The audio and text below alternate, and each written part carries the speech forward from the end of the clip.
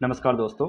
आज के इस वीडियो में हम द वर्जर स्टोरी के बारे में जानने वाले हैं। तो द वर्जर यानी कि केयर टेकर, जो चर्च में देखभाल करता है, चर्च को देखभाल करता है, उसे वर्जर कहते हैं।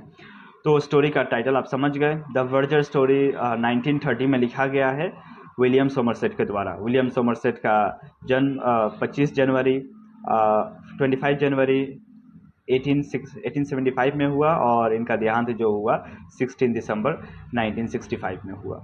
तो द वर्जर स्टोरी बिगिन कुछ इस प्रकार का होता है कि इसमें मेन दो कैरेक्टर्स हैं। एक है एल्बर्ट एडवर्ड फॉरमैन, जो कि वर्जर के रूप में काम कर रहा होता है। दूसरा है द विसार। विसार एक पोस्ट है, उसका नाम नहीं है, इसको नोट करके रखना है। उसका नाम मेंशन यहाँ पर नहीं किया गया है स्टोरी में। तो एंड कुछ वार्डन्स होते हैं। तो एल्बर्ट एडवर्ड फॉरमैन चर्च में काम कर रहा था। क्या चर्च का नाम क्या है? तो सेंट पीटर्स चर्च। कहाँ पर है सेंट पीटर्स चर्च? नेवले स्क्वायर में। तो सेंट पीटर्स चर्च जो कि नेवले स्क्वायर में है, वहाँ में ये 16 साल से एल्बर्ट एडवर्ड फॉरमैन वर्जर के पोस्ट पर काम कर रहा होता है, चर्च को देखभाल करता है। वहाँ पर एक नया पोस्टिंग होता है विसार पोस्ट का। विसार यानी कि चर्च का प्रीस्ट, आप समझ लीजिए। तो प्रीस्ट यानी कि जैसे कि मंदिर में पंडित होते हैं, मस्जिद में मौला होते हैं, उसी प्रकार चर्च में जो है प्रिस्ट होते हैं। तो प्रिस्ट के पोस्ट पर उनका पोस्टिंग होता है, नया आदमी होता है। अब नए आदमी का क्या होता है, कोई भी नया आदमी नया पोस्ट पर जब जाता है, उसका चीज़ों का देखने का तरीका अलग होता है। वो सब चीज़ अपने नज़रिए से देखता है, सब चीज़ को अपने तरीके से अरेंज करना चाहता है। सब चीज़ में जो है चेंजेस लाने का कोशिश करता है। तो कुछ वही विचार जो है यहाँ पर करते हैं। विचार एक बहुत पढ़े लिखे आदमी हैं और उनका मानना है कि पढ़ा लिखा आदमी ही प्रोग्रेस कर सकता है, चेंजेस ला सकता है, एक पॉजिटिव चेंजेस ला सकता है।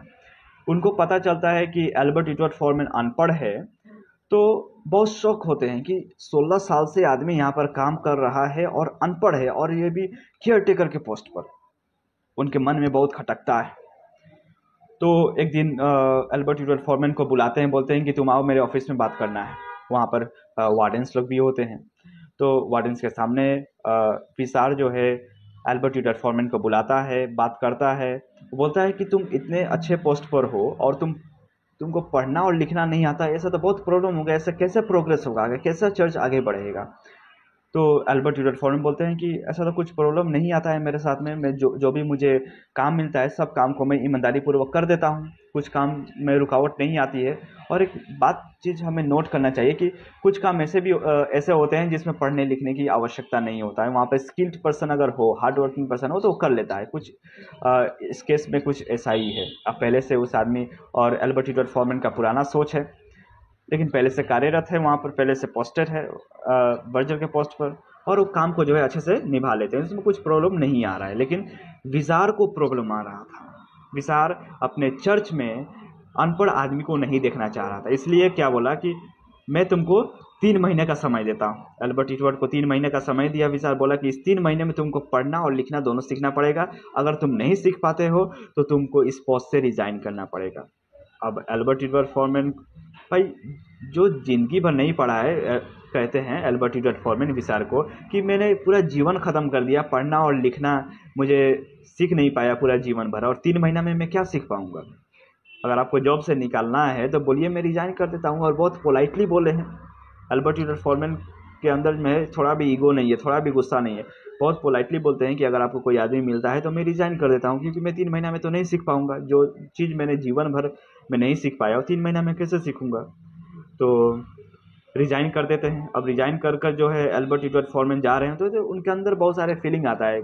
जैसे कि सैडनेस का फीलिंग है। अब किसी का जॉब जाएगा तो दुख तो होगा ही, तो दुखी है मन, और या मन दुखी है। एंड रिलीफ का भी फीलिंग आता है उनके अंदर में। एल्बर्ट रिलीफ, क्यों रिलीफ?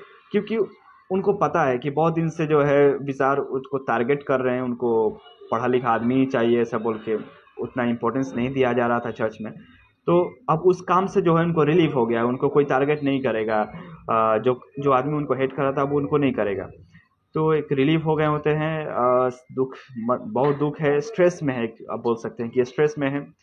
चल रहे होते हैं, वो रास्ते में जो है उनको सिगरेट पीने का मन करता है।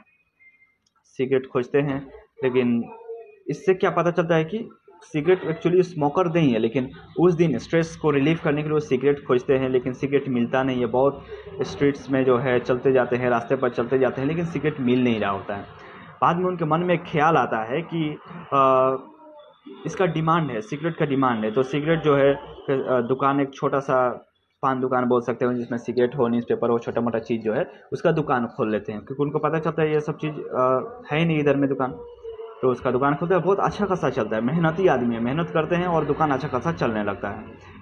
अब क्या करते हैं, जब पैसा बहुत पहले भी कमाए हुए होते हैं चर्च में, तो उस पैसे को जो है दुकान में इन्वेस्ट करते हैं, दुकान में सब लगा देते हैं, दुकान अच्छा खासा चलने लगता है। अब एक दुकान से 2 दुकान कर देते हैं, उसमें मैनेजर डाल देते हैं, मैनेजर रन करता है, उनको वहाँ से कमीशन आता है। ऐसा कर करके 2 से 3, 3 से 4, 4 से 5 करते करते 10 दुकान खोल देते हैं, और ये 10 दुकान के मालिक हो जाते हैं एल्बर्ट इजर्ट फॉरमैन। पैसा अच्छा खासा कमा लेते हैं। बाद में जब बैंक में पैसे डिपॉजिट करने जाते हैं, तो बैंक मैनेजर जो है बहुत रिस्पेक्टफुली बात करता है और एडवाइस देता है कि सर आप अच्छे स्टॉक्स में इन्वेस्ट कीजिए, आपको वहाँ रिटर्न अच्छा खासा आएगा। ऐसा बैंक में तो खाली सेविंग में डालने से कुछ फ़ायदा है नहीं, अच्छे स्टॉक में डालेंगे तो आपको बहुत बढ़िया रिटर्न मिलेगा। अब इनको कुछ नॉलेज है नहीं, एल्बर्ट इजर्ट फॉरमैन बोलते हैं कि मुझे तो स्टॉक्स वगैरह के बारे में कुछ नॉलेज नहीं है, कैसा करना है, क्या करना है। तो बैंक मैनेजर बोलता है मैं आपके लिए सब काम कर दूंगा, बस आपको कुछ पेपर्स पर जो है साइन इन करना पड़ेगा। तो बोलता है कि अब मैं एल्बर्ट इजर्ट फॉरमैन क्या बोलते हैं कि अब मैं क्या पेपर पर साइन करूंगा, मुझे कैसे पता चलेगा, मैं पढ़ा लिखा नहीं हूँ। तो इस बात को सुनकर जो है बैंक मैनेजर बहुत शौक होता है कि आप पढ़े लिखे नहीं हैं और इतना सक्सेसफुल बिजनेस रन कर रहे हैं, इतना बड़ा बिजनेस के मालिक आप बैठे हैं, 10-10 दुकान के मालिक आप हैं। बहुत शौक होता है बैंक मैनेजर ये बात जानकर कि अनपढ़ आदमी, बिना पढ़ा लिखा आदमी इतना बड़ा बिजनेसमैन है। और बोलता है कि सर अगर आप पढ़े लिखे होते तो कितना बड़ा और होते, कितना कितना कुछ कर दिए होते। तो बहुत एक सुंदर रिप्लाई देता है एल्बर्ट इजर्ट फॉरमैन। बोलता है कि अगर मैं पढ़ा लिखा होता ना, तो सेंट पीटर्स चर्च में वर्जर का ही काम कर रहा होता। और बात बिल्कुल सही भी है, अगर पढ़ा लिखा होता तो शायद वहाँ से उसको नौकरी से नहीं हटाया गया होता और इतना बड़ा बिजनेसमैन नहीं बना होता। तो एक टर्निंग पॉइंट था एक बड़ा बिजनेसमैन इनका बनने का। तो यहाँ कहानी यहीं तक समाप्त होता है। तो कुछ सीख जो है हमें मिलता है कि लाइफ में कुछ प्रॉब्लम्स आते हैं, तो प्रॉब्लम्स आते हैं, वहाँ कुछ प्रॉब्लम्स आते हैं, अगर उसको हम पॉजिटिवली लें तो लाइफ में जो है हम उससे भी आगे बढ़ पाएंगे।